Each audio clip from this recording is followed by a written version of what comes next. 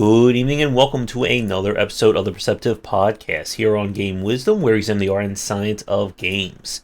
I am Josh Beister, and we have another indie developer interview lined up for this week's episode. My guest is the designer on the game Redshot, a bullet time inspired or take off of Metroidvania. And he is here to discuss the game, and I'm sure we'll get into some other topics as well. So please welcome to the cast, Brian Lynch. How are you doing? Good. How are you? Thanks. I am doing all right. I was just telling Brian that it's always been busy around here between books, videos, writings, and all that. So never a dull moment, I guess. For sure.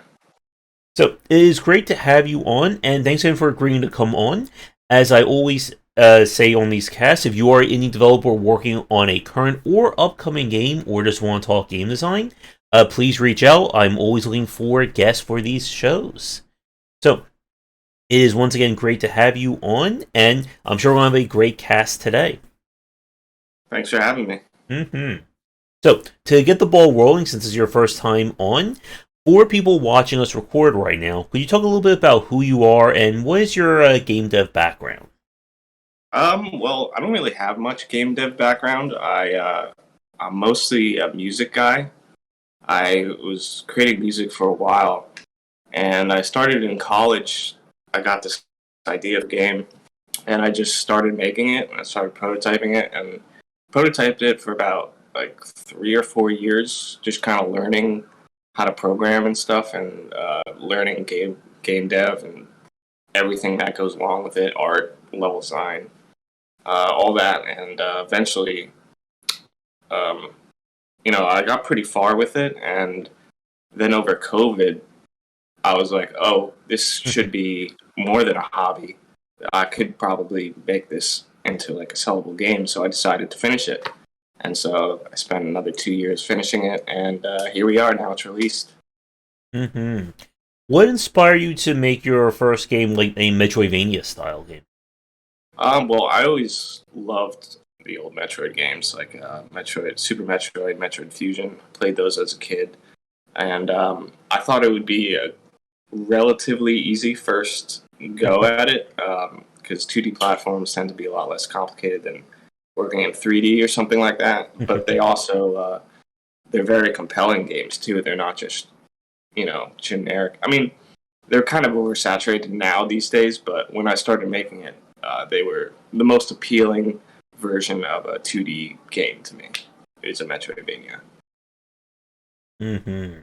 But they are certainly not as easy, I think, to finalize. Yeah, I'm sure not. you learn.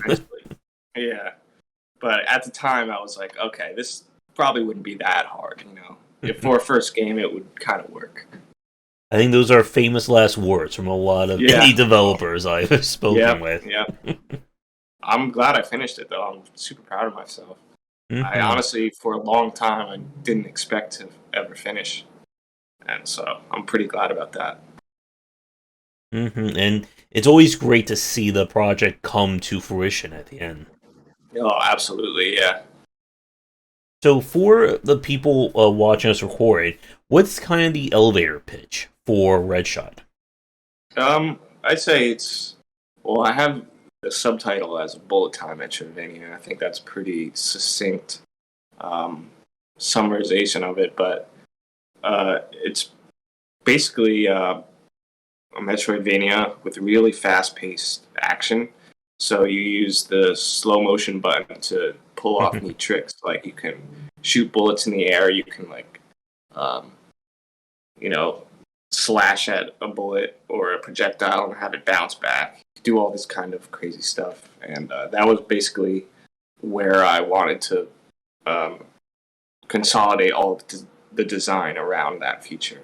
It's a slow-mo. And with like the kind of look and aesthetic of the game, I really like kind of like the distinct colors. Did you do the art for the game as well? Yeah, I did do the art. The colors, actually, I'm not very good at colors. I'm actually color deficient, so I use Ndig is, I don't know how to say the name, but there's a color palette in ASC Sprite, Hmm. It's the ENDGSA,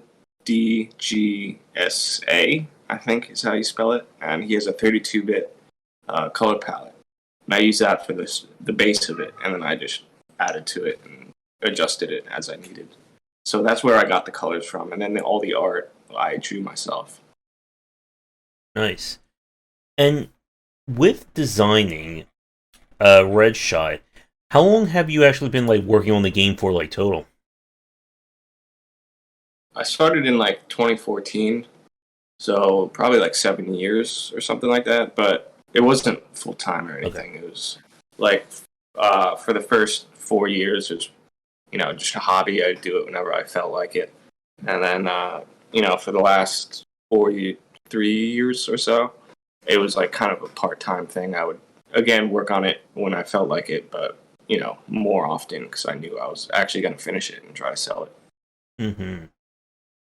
And with kind of growing the game over these 7 years, I think when you decide to go from it being like a part-time or hobby to a full game, did you make any like different design elements, or did you change anything with the gameplay when you decided to like go in like more seriously on it?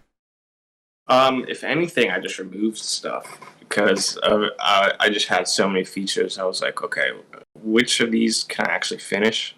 And which of these are kind of superficial, don't really need to be there. Some of those are still in there, like the mini game, the bounce ball mini game. It just like spent a couple days. One day I didn't feel like working on the game, so I made that, and it just stayed in. Um, but yeah. Hmm. And yeah, trying to, I guess, like finalize a Metroidvania is certainly a challenging thing. I recently spoke to a few other developers about Metroidvania design, and a Mhm. lot of the challenge I think comes with trying to grow the game from beginning to end. I know with Redshot, you kind of start with a lot of your basic abilities like finalized. Now, Mhm. from what I play, I think you do unlock stuff like an air dash and stuff along those lines. For people watching us, what are some like the more, I guess, like advanced movement tech or crazy powers that you can get in Redshot? Um, well, you got the air dash. You could get a jetpack later on in the game. Um, there's not too many movement upgrades. Like you could get a wall jump that's right at the beginning. The air dash. It's more of how you combine them in different gameplay scenarios. So plus, like with the items and everything, like the grenades, it's all about like really getting, slowing time and then executing the perfect amount of actions to just like obliterate everything around you without getting hit. So yeah, so you get the wall jump first, then you get double jump, and you get a little robot called Allie, which doesn't do much, but it's a light basically for dark areas. It also helps you float a little bit, lowers the gravity, and automatically shoots enemies for you every once in a while. And then you get a scuba gear, which allows you to go underwater. And then you get the jetpack. And that's, I think, it, as far as I remember. All the rest of the upgrades are mostly like guns or items and stuff like that. Hmm. And with kind of like the greater emphasis on combat and fighting, I guess, how did you approach figuring out how hard you want to make combat, and the use of bullet time to slow things down? Was that kind of like in the original concept, or did that develop like over the course of development? That definitely developed over the course. Originally, I started out having it more like a traditional Metroidvania type game where you could only shoot in like four directions and stuff like that. And then eventually, I added 360 aiming, which gave you a lot more freedom as to how you approached enemies because you could shoot them at weird angles and stuff. You didn't have to go right up to them. And so, in order to combat that, I made the AI like more aggressive, basically. So, and then after I did that, I was like, oh man, this game is really hard now. And eventually, I added in Delta time, which if any game developers know what that is, it's like it allows you to have the game speed run independently of the frame rate. So once I did that, it made it really easy to implement slow-mo. I found that the slow-mo actually made the game easier. So I kept that in, and then I eventually built the whole game around it. Mm-hmm. And with like games like this, like when you start going very combat heavy, it can be very hard to balance at 4 different players. Mm-hmm. With Redshot, in terms of its difficulty, I know from the store page you have different difficulty settings. I guess in terms of the audience you were aiming for when you were going from, doing this as a hobby to full time, were you always interested, I guess, like focusing more on like the hardcore side, or more like maybe like core casual audiences for the game? Probably more the hardcore audience. I'm a big Dark Souls fan, so I really do like the challenge, but I didn't want it to make it frustrating for people either. I wanted it to be accessible, but I also wanted it to be challenging, but not frustrating. And I think I got a pretty good balance with that. Feedback has been pretty good in that regard. Um, Originally, the game was a lot harder. I had to actually, a couple weeks before release, I basically doubled your starting health, doubled your starting stamina, just because like people are like, "Man, this is hard," and I think that worked because that helped the beginning be a little bit easier, but it made the ending about the same difficulty, maybe a little easier, but it helped the what do you call it, the difficulty curve, be a little easier to deal with. Mm-hmm. And with kind of growing the game out, in terms of its length, I guess, how long is it for people watching? It's about probably 8 hours, I would say, for your average person. Mm-hmm. Could be more if you decide to really explore and do everything, and it could obviously be faster if you want to speedrun it. I'm pretty Mm-hmm. sure you can beat it in under 2 hours if you really want to, but most people won't do that. One of the things I'm looking at on the store page is that you say that once you finish the starting area, you can do everything in like any order from that point Mm-hmm. on. What was it like designing like the world of the game in order to accommodate like multiple paths or multiple ways to get through it? It was a lot of trial and error. I would just play through the game over and over again, trying to go different paths, realize, oh, I missed this here, or if you do this first, then this happens, and I gotta fix that. And it was like, yeah, it just involved a lot of testing, and making the world itself was pretty straightforward. I had a plan that I wrote down beforehand. I basically wrote down all the areas, and I had a general map of what I wanted them to be. And then I just created the empty rooms, connected them all, and then I filled out the individual rooms with different gameplay elements. So, like, some rooms may be combat oriented, some may be platform oriented. Um, Others may just be restrooms, not like bathrooms, but like rest to, if you had like a really heavy combat section before that, just give the player a chance to kind of cool off for a second. I didn't want it to be too intense all the time, although I do want it to be pretty intense. Mm-hmm.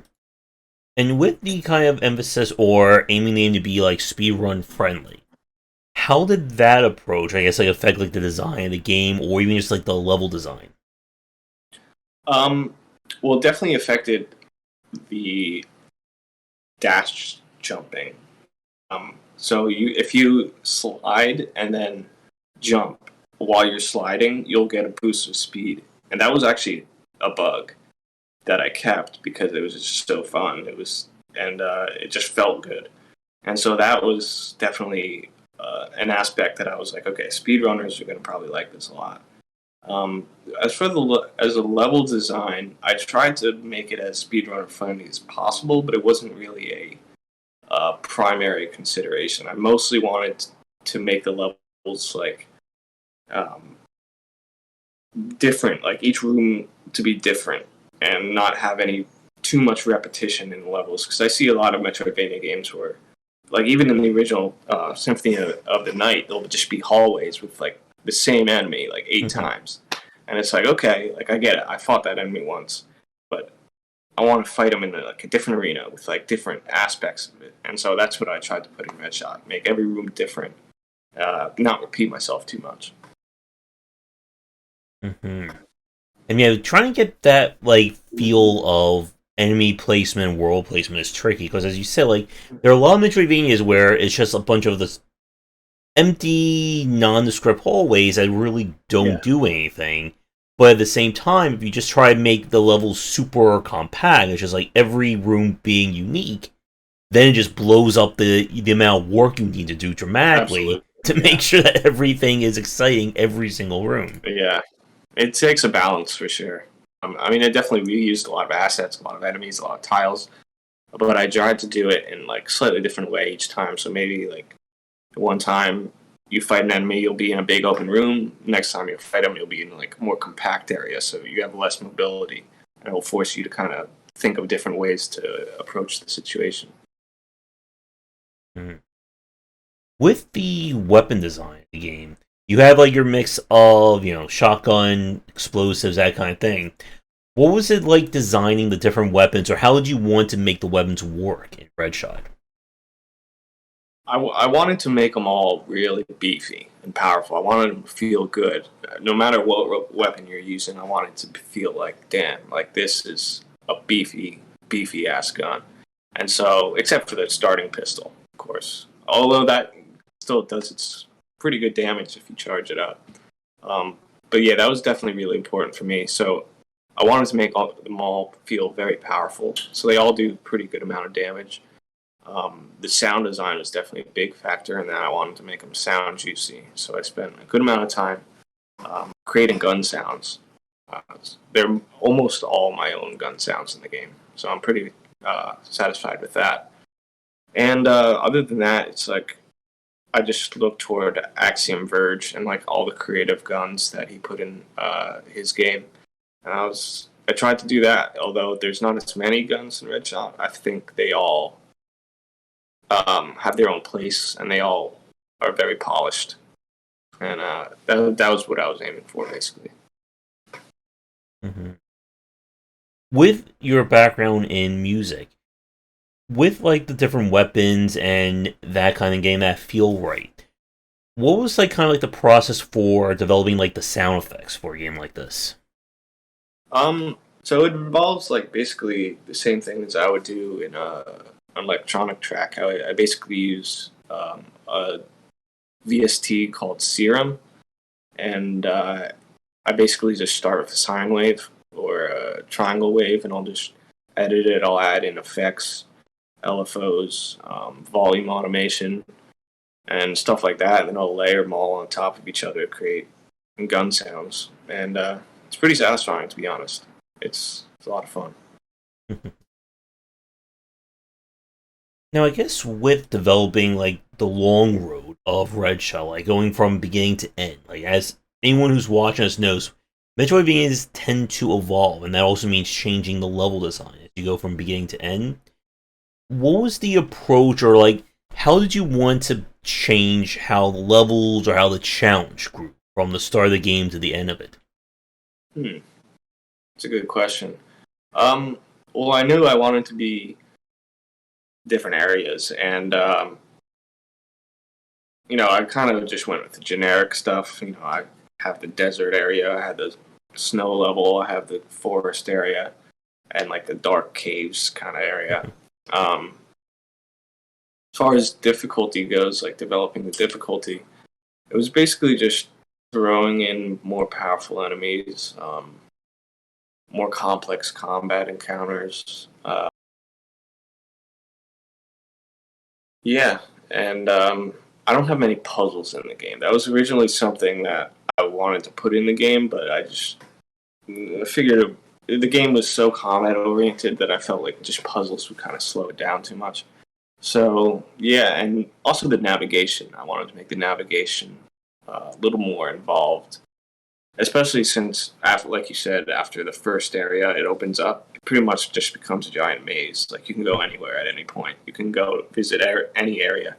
So I wanted to make it,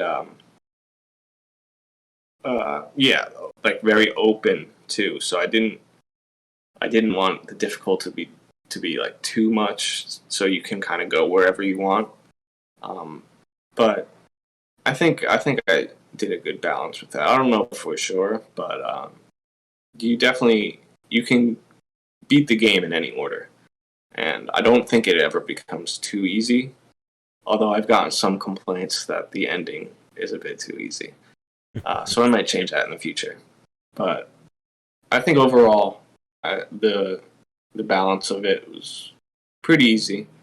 Um, again, just complexifying level design, giving harder enemies, different sort of enemy encounters, different hazards, stuff like that. Mm-hmm. And with the difficulty of the game, we're like trying to make things harder or make things easier.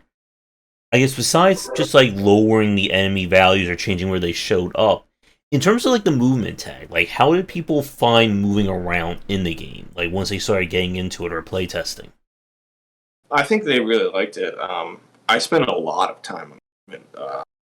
Probably the most out of any one design aspect was the player movement. I tweaked it endlessly tweaked it, and I think it worked out pretty well. Sliding was really fun. I tried to make it very precise without it being too digital, if you know what I mean. Like, I wanted to give the player momentum and make them feel like an actual object, not just like a sprite on screen. So I didn't want them to be like starting and stopping, too quickly and stuff like that. I wanted to give them air momentum and stuff. But it was also a balance because, that can, like, having no air momentum can make platforming harder. And again, one of the things I didn't want was it to be frustrating. So I eventually added in, not the last patch, but the patch before that, I added in a little change to the air friction. So now you have more air friction in the air, so it's a little easier to platforming, but you still have momentum and stuff, and your character still feels like, a part of the world, for lack of a better sense. And getting that feel in the air is very tricky because there are a lot of platformers I've played where the character either just like overshoots everything, or it's so hard to maneuver that they like jump and then it's just like you're fighting the air to like try to get them to land on the platform.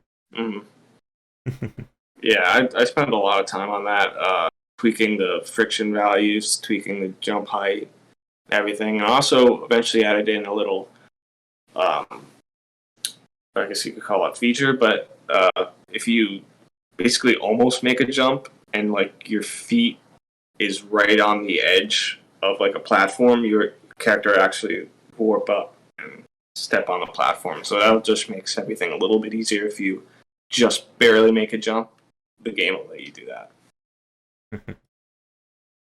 And for a lot of people watching, you'll be surprised with just being able to like have the character like step up or grab a ledge or stuff like that can really help a lot of the jumping or just the timing of the jumps in these kinds of games.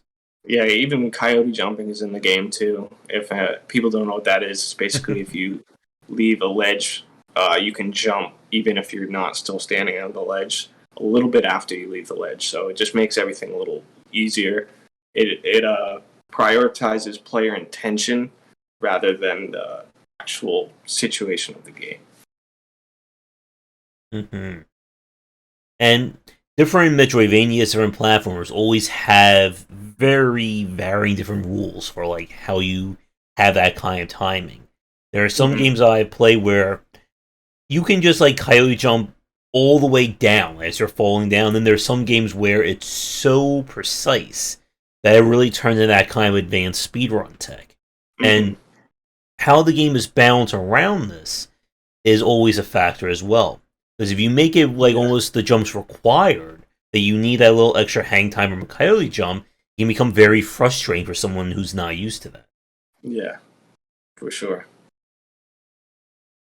And with, as you said earlier, with like having like jetpack and kind of the advanced tech that it shows up, Did you do anything like in like the layer levels or layer areas to kind of either force the use of those, or as you said, because the world is going to be non-linear beyond the beginning, that it's never really like I guess quote unquote required to have these powers in some of these areas?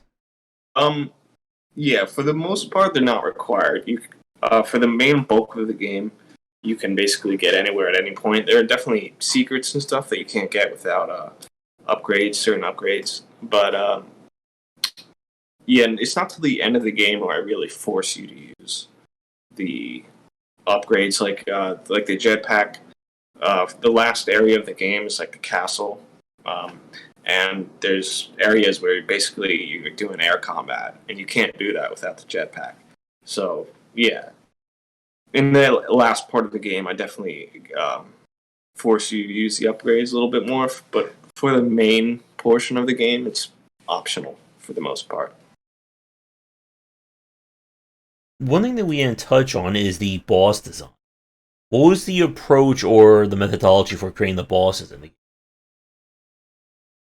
Um, that's a good question. I basically just wanted them to be good, and I spent a lot of time just prototyping different boss designs. Um, Animation was definitely the hardest part for me. I still am not completely satisfied with how all the bosses are animated and like their visuals, but I think I got the, the design for them pretty good. I think.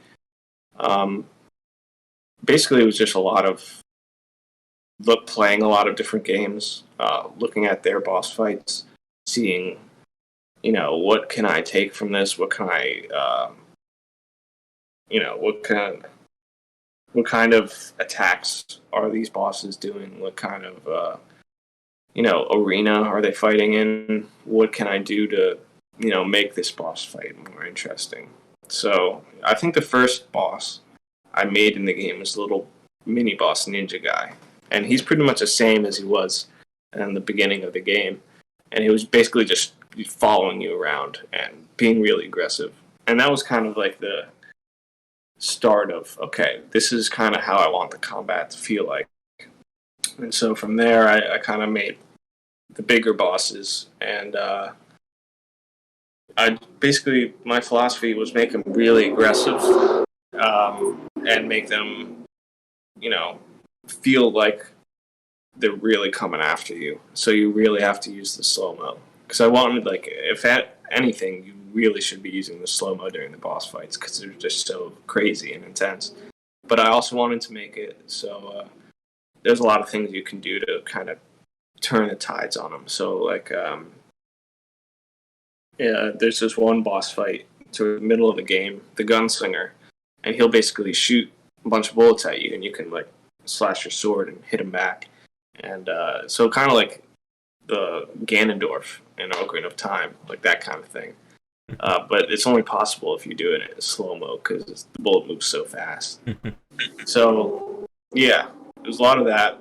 Animation was probably the hardest part for me. Like I said before, like for the Minotaur, all of his attacks are like hand animated because he has this giant hammer, and so that was kind of hard to do. And getting the collision right for those, I still think some of the collision boxes are a little off for some of the bosses.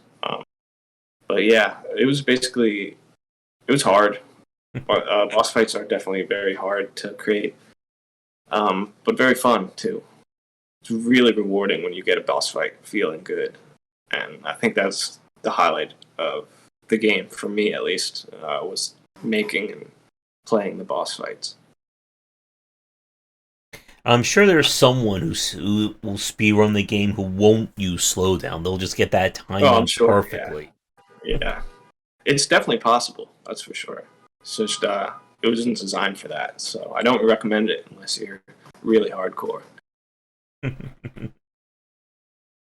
guess with the design of Redshot, any topics about the gameplay that we didn't touch on or anything like that that you would like to discuss? Hmm.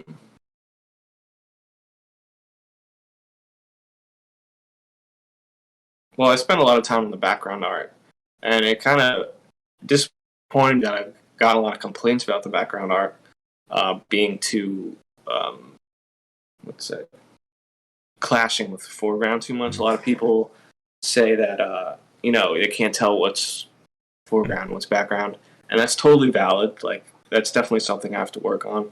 But it just sucks because I spent so much time on the background art and making it like very detailed, and it ends up detracting from the actual gameplay, which is a little disappointing. But it is what it is. I'll learn for next time. It's unfortunate GameMaker doesn't have a built-in like Gaussian filter or anything like that, because that would just make everything so much easier. Like in Hollow Knight, the background is just Gaussian blurred, and that's a very simple way of making it stand out from the foreground. But I didn't have that, unfortunately, so I just had to use gradients and like desaturation to try to push it back into the background. Still not perfect. This is definitely a complaint that I definitely feel is valid, and I'm going to try to work on, but I don't think it's ever going to be truly fixed until I make a new game.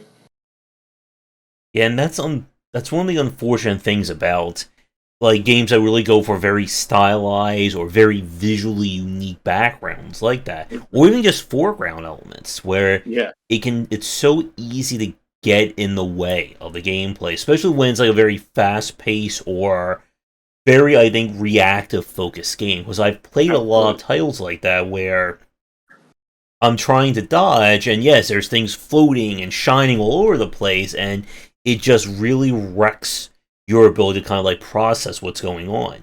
And like for people who watch this recording, like you've probably seen me play a lot of action-based games. They're just like, I did not even see that shot coming because I'm just like being overwhelmed by everything going on. Yeah, definitely. It's something I didn't really think about when I was making the game. It's one of those things that you don't realize until playtesters get the hand on it, and I didn't have that many playtesters, so I didn't really notice it until it was too late, fortunately. But that's okay. I mean, I think that's a relatively minor problem. And once you play the game enough, you kind of get used to what's the background, what's not the background. So it doesn't become a problem later in the game, especially when you're in like caves and stuff and the backgrounds are all like black, pretty much. It's just like that beginning section of the game where I have all those really detailed buildings in the background and stuff that understandably people kind of get confused, and that sucks, but it is what it is. Mm-hmm. And with, I guess, like trying to get like that balance of like, I guess like the visual style with the engine that you're working with. So how was it working with GameMaker as like for developers or students watching? GameMaker is great. It's really easy to get up and started. It's really easy to program with. It's really easy to iterate, prototyping.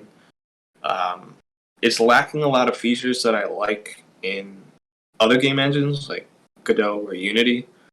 But they're getting better with that, and I mean, I'm still on an old version too, so the GameMaker has progressed a lot since I've stopped updating it, basically.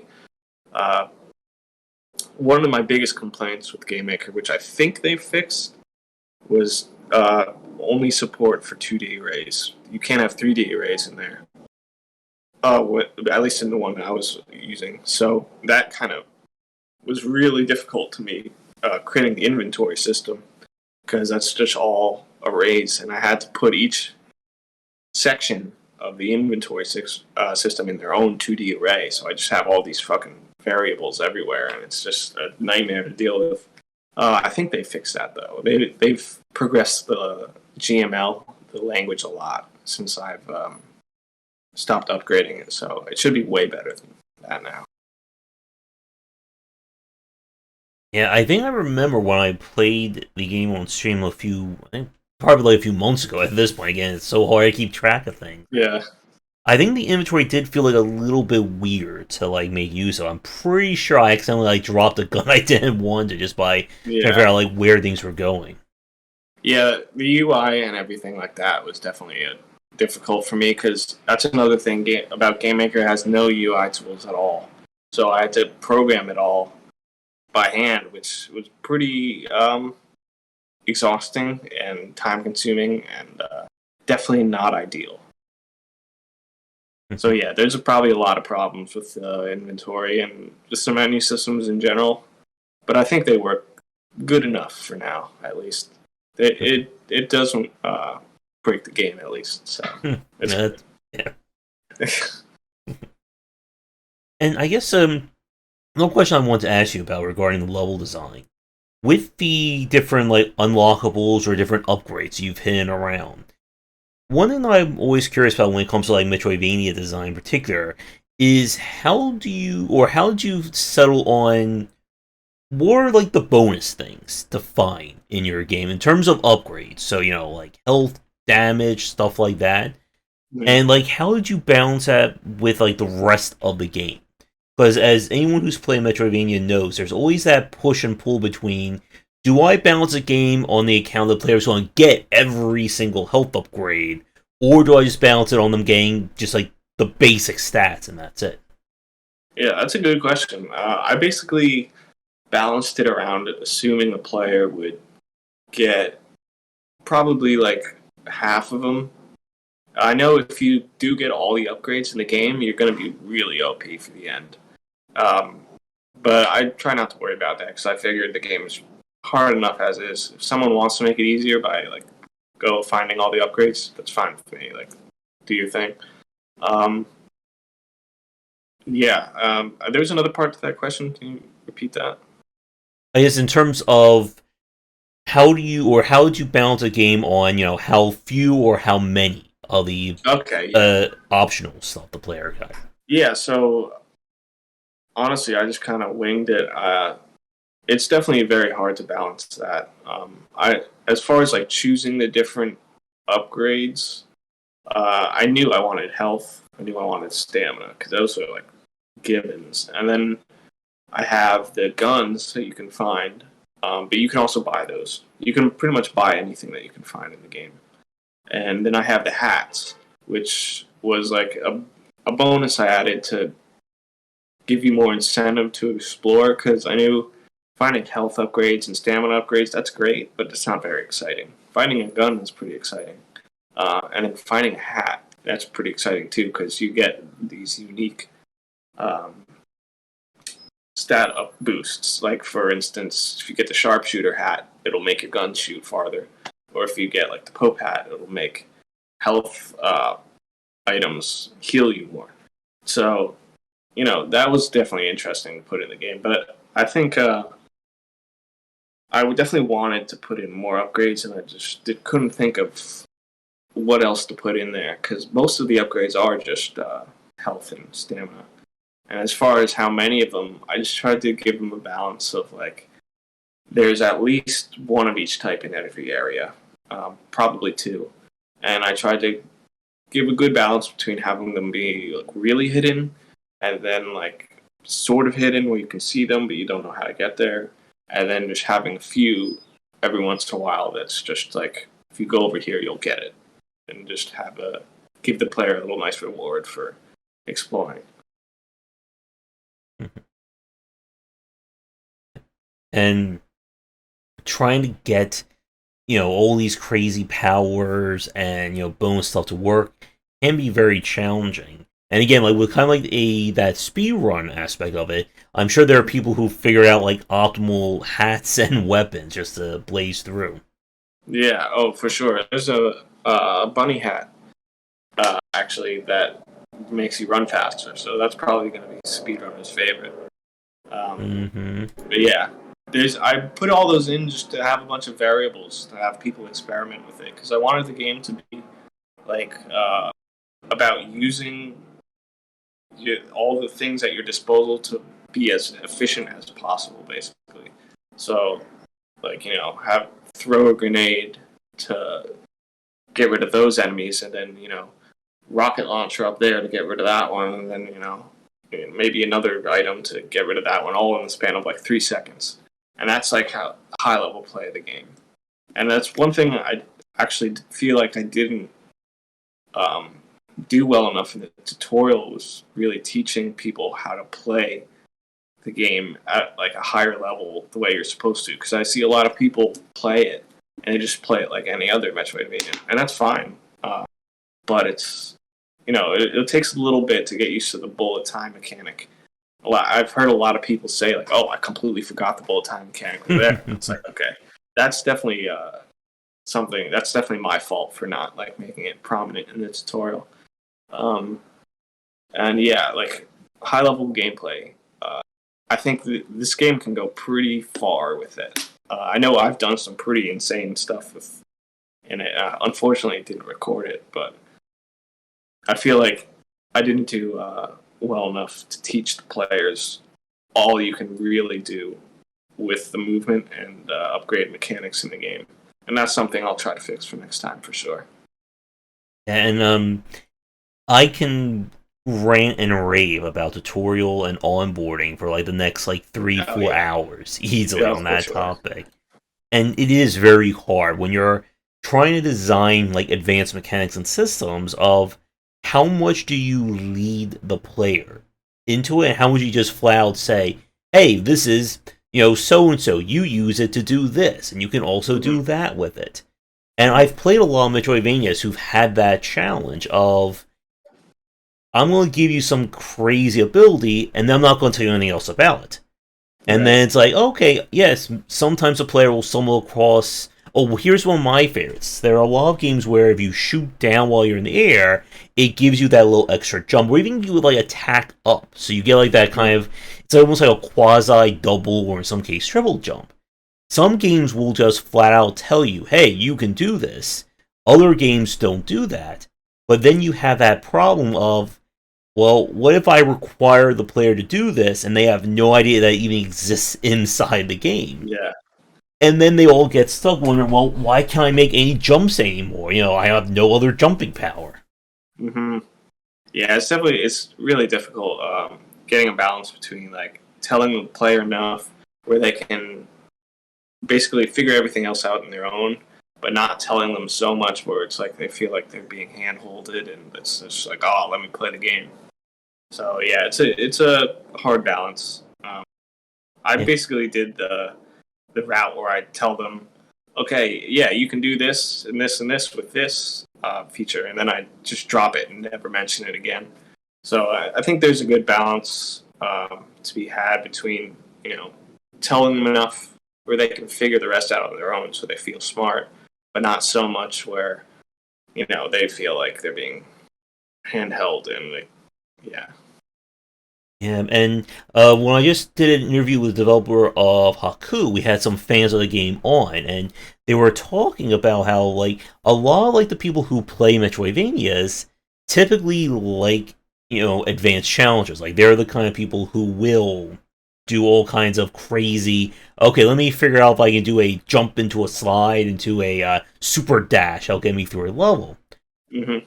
But, on the other hand, you also need to make sure your game is designed for people who aren't the hardcore Metroidvania fans who may need help trying to figure out, okay, yes, you gave me this double jump or you gave me a slide, what do I do with it? Mm-hmm. And I think this is one of the things that, like, for myself in particular, I've gotten, I think, a little bit of trouble in terms of seeing a game from a new player's perspective. Like, for me, I've played more Metroidvanias and platformers and so on than most people can count.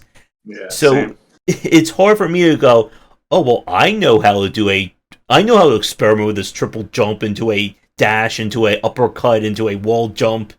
Right. Like, for me, that's just, like, second nature after I play all the Mario games.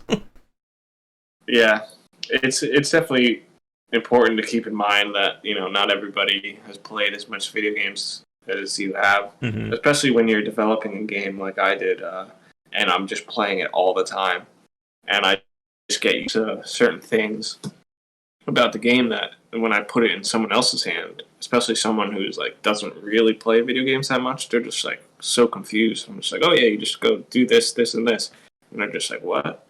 So yeah, it's definitely important to keep in mind, like for your tutorials and everything, just assume they know nothing. Yeah, you have to assume everybody knows absolutely nothing, and can't assume everybody has played games before. Whatever. Mm-hmm. And of course, you have to be careful, as you were just saying regarding hand holding, because then you'll have people who complain, why doesn't this game start? I spent the last 15 minutes learning how to walk left and right and hit the A button to jump. Yeah, exactly. Exactly. Like a lot of old Nintendo games used to do that. It was pretty annoying. Like the old, what is it? I think Skyward Sword was probably the worst in that regard. I remember playing that and just being like, "Oh my god, just get on with it! I want to play. I know how to play Zelda. Just let me play." Yep, and trying to get it right or get that balance between the experts and the new players is very tricky. I guess with the tutorial itself, I guess how long, like for people watching, like how long do you actually spend on the tutorial and onboarding? I you mean like in development time? I would say like in the actual play of the game, like when someone loads it up for the Oh, first okay. time. Um, Honestly, it's not that long. Maybe like 15 minutes. I have the whole tutorial basically front loaded to the first like 3 rooms, and I basically you can't leave the room until you get your gun and you Hmm. learn how to shoot. And that's like one of the things I did in the beginning, where it's like you can't progress until you proven you know a certain mechanic. And I think that's pretty ubiquitous in games these days, but it's always good to keep in mind. You want to know for a fact that the player knows how to do all these important things that they're going to need to know for the rest of the game. But yeah, I think once like first 15 minutes are done, like once a player gets past the first few rooms and gets to the city, tutorial's basically done. Like from there on, it's just you do whatever. You go exploring and find different stuff and beat bosses, and that's it. I tried Yeah. not to make I tried not to make the tutorial too long because I knew that a lot of people playing this probably would have played many other games like it, so they'll pretty much know how to do almost everything except for the features, unique to this. So I wanted to really focus on those, but I didn't want the tutorial to be too long. Hmm. All right. I think in terms of questions, I'm just about out things from a design point of view. One thing that I just wanted to ask you about, with regards to the art itself, we talked about it in the last few minutes. Were there any like major inspirations for like the aesthetics or the Oh, style? absolutely, absolutely. Yeah, probably the main aesthetic actually comes from this Blame. It's a manga by I'm so bad with these kind of names. Tsumo Nihei, I think is how you say his name. But he's one of my favorite manga artists, and I just love designs of like robots and stuff. And the book is about like this endless city that just goes on forever, and it's just like this decrepit, decayed kind of industrial cyberpunk, post cyberpunk vibe. It's just awesome. And so a lot of my designs for like the robots and stuff come from him basically, and like a lot of the backgrounds also come from him. But there was a ton of influences, like Cowboy Bebop, the whole space western aesthetic is definitely something that I was going for. Like Trigun and another manga, a lot of anime basically. Yeah, a lot of anime and manga were definitely very influential on this project for sure. All right. But I think I am just about out of questions for right now. So, for you, Brian, anything else that we didn't discuss about Redshot in terms of design, development that you like to touch on before we kind of go into like I guess like a wrap up for the cast? I think I think we've covered most of the bases. Uh, yeah, I can't really think of anything. All right. If I do, I'll let you know. All right. So I think with that, for people watching us right now, Red Shot's been out, I believe, for a few weeks. It could be, I think, about a month or so at the time. By the Yeah, it time this, yep. came out like early August, so about a month and a half, All right. something like that. For people watching, are there any updates or content additions planned? Yes. So I've been updating the game with bug fixes and everything like that. I do plan on continuing that, adding a few new features here and there, maybe some side quests, and also, if I can, I'd like to get a free DLC in that addresses the epilogue to the game because I've heard complaints that the game kind of just ends and the story, doesn't get resolved, which is fair. Because basically the main villain. This is kind of a spoiler, but the main villain guy basically gets away at the end, and so I wanted to get a DLC that addresses that, so people are more satisfied with the ending, and plus with cut content that I couldn't get in the final game. I'd like to have one more level. I think. I don't know how long that's going to take or when I'm going to get to that, because I also want to look into port into consoles and everything like that. So, we'll see how it goes. But yeah, definitely, I plan on supporting this game for at least another year. So, right. And I guess in terms of like the feedback from like YouTubers or Let's Players, have you seen like people do like crazy stuff in the game yet, or have they broken the game in ways that you were surprised by? I've seen people break the game for sure. When it just came out, there's a couple bugs that were really bad in terms of how much you could skip in the game, and there's people that like, beat the game in like 15 minutes just by like doing these certain skips. And I was originally going to keep it in the game, but eventually too many people found it. Like too many people who weren't trying to break the game found it, so that wasn't good. So I eventually patched those in. But yeah, I've seen people break the game. I haven't seen too many people do crazy stuff yet.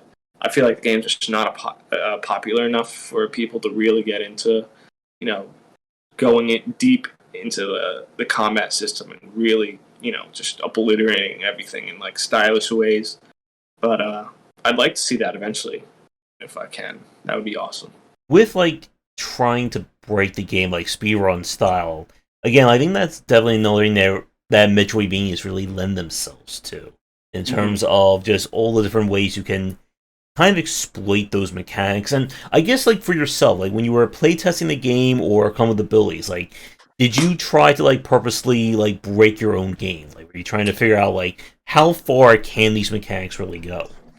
Yeah, definitely. I wanted to know, how far these different mechanics would take me, especially for features that were originally bugs, like the slide mechanic.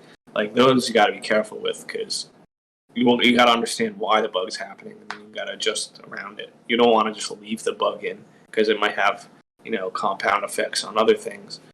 But yeah, I definitely tested it a lot myself, tried to break the game, but I'm so used to the game at this point. I could test it hours and hours and hours and not find a lot of stuff just because I'm so used to how it works. I've gotten kind of a routine on how to play the game, and then like I'll put it into someone else's hands who's never played the game before, and they just do all this crazy stuff that I would have never thought of. So at the end of the day, it's like playtesters are very important. You can't just playtest it all yourself because you're going to miss a lot of stuff. Oh yes. So I think with that, as you just to clarify something you said a few minutes ago, so Redshot, is it available on other platforms other than Steam, or is that coming soon? It's just for Steam right now. Yeah. Hopefully I can get it on maybe Epic or GOG. That would be great. I think GOG actually denied me already, so probably not GOG. But maybe we'll see what happens, and then hopefully in the future maybe a Switch, Xbox port if I can. That'd be awesome. No promises, but I hope so. Right. So I think with that, let's wrap things up. I guess for you, Brian, any final thoughts you'd like to say to the fans for us and the cast on? Thank you for playing and checking out Redshot. Spent a lot of time on it, and it's always fun hearing people's feedback. If you find any problems or have any suggestions that you'd like to make the game better, feel free to reach out. I'd love to hear it. All right, sounds good. So with that, we will wrap things up for our episode of the Perceptive Podcast this week. Again, Brian, thank you so much for coming on. Best of luck. Yep. And best of luck with the continued development of Redshot. Thank you. Yeah, have a great one. All right. So again, for everyone watching, thank you so much for tuning in. Do the liking, subscribing, and commenting. Once again, if you are a developer working on an upcoming or recent release game and want to come on and talk about it, please reach out. Come back for daily sessions on game design here and on game wisdom, where some of the art and science of games. And for you, Brian, do you have any social media, anything you would like to plug or mention? You can follow me on my Twitter at @ysingfool. That's where I post most of my game content and developer updates and stuff like that. Sounds good. I'll make sure to include a link to that in the description down below for the people watching. So, with everything said, come back for the other sessions on game design here and on game wisdom, where some of the art and science of games. And until our next cast, have a great night.